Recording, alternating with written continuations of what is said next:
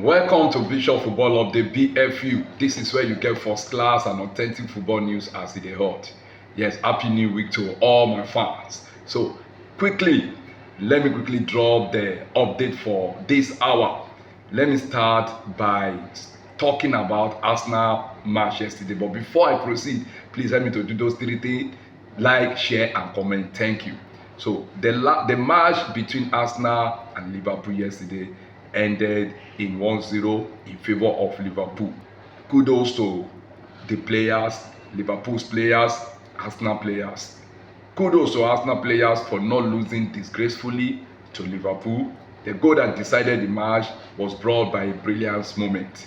And I want to actually say outrightly that the losing of that match to Liverpool was caused by Mikel Arteta and none other. For his formation, Mikel Arteta kept Eberechi Eze and Martin Odegaard on the bench, and Martinelli was in the match from the beginning. I am not really blaming him for starting Martinelli, but Martinelli did not really do much even up to 60th minute of the match. And why did you still leave him in that match? You have the caliber of Eze and Martin Odegaard on the bench, which you can actually introduce into the match, and you failed to do so. You waited until 20 minutes to the end of the match.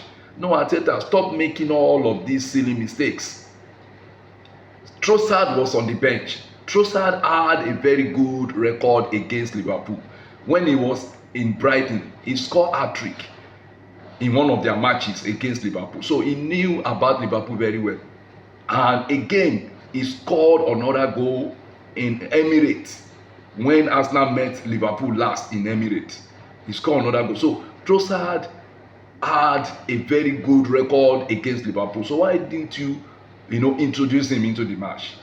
Instead of leaving Martinelli up to that minute of play, you now waited until 20 minutes to the end of the match before you brought in substitution. You know this match is a crucial match which you cannot really afford to joke with. And why did you decide to make these silly mistakes? So Arteta, you caused the loss of that match. I did not really want to apportion any blame on anybody. I made up my mind to do so, but there are some times that if someone is doing wrong thing and you fail to tell that person that he's doing wrong thing, the person might not know that what he's doing is wrong. That is the reason why I have to mention this. So Arteta, you need to correct yourself and let your player also to have the consciousness of the fact that you have a prolific striker now in Victor Gyökeres. They should always feed him. And something could come out of those feedings. They should always locate him. So that is that about that. So secondly, I saw some Man U fans yesterday. They were celebrating. Number one, they celebrated for winning Burnley. You celebrated for winning Burnley controversially, and you're happy with that. Secondly, they were celebrating that Arsenal lost to Liverpool. Liverpool is a big team in England now. As a matter of fact, Arsenal and Liverpool are the biggest team presently in England now, as far as I'm concerned, because Liverpool was the first last season, Arsenal was the second, and those are the two teams that met. Somebody made a comment that the two best teams in Premiership presently played, and someone attacked him immediately, saying, "Who is big team? Is Arsenal a big team?" So if Arsenal is not a big team, is it your own team? I don't even know the support, the club fan that you are. Anyway, is it your own team that is not a big team? A club that took second 3 consecutively in the Premier League, and you said it's not a big team. The only two teams that have the right to talk against Arsenal now presently is Liverpool and Man City, because Man City did it 2 seasons consecutively. It was the first, Arsenal second, then Liverpool did it last season, the first and Arsenal second. So those are the two teams that have the right to talk. But apart from those two teams, no any other team have the right to talk down on Arsenal for now. So that is that about that. Fabio Vieira is set to join Hamburg on a loan deal. and the deal is to be finalized on the deadline day.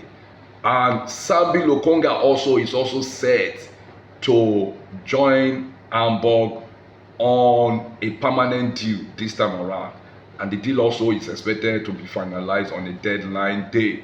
Jakob Kiwior is joining Porto as Arsenal are announcing the unveiling of Piero Hincapié. So after the unveiling, as they are announcing him, he is also joining Porto on a permanent deal.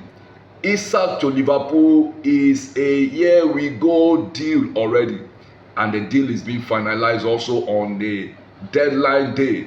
The deal is worth 125 million pounds, but Newcastle is getting 130 million pounds from Liverpool.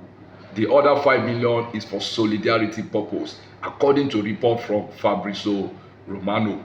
So there are going to be a whole lot of business, a whole lot of business, a lot of transfer market business as the deadline is approaching. The hours that have left for the deadline to be off, the market will be so hot, and there are going to be, incomings and outgoings. So that is that about the news for this hour. Please don't forget to like, share, and comment on this video. Bye for now.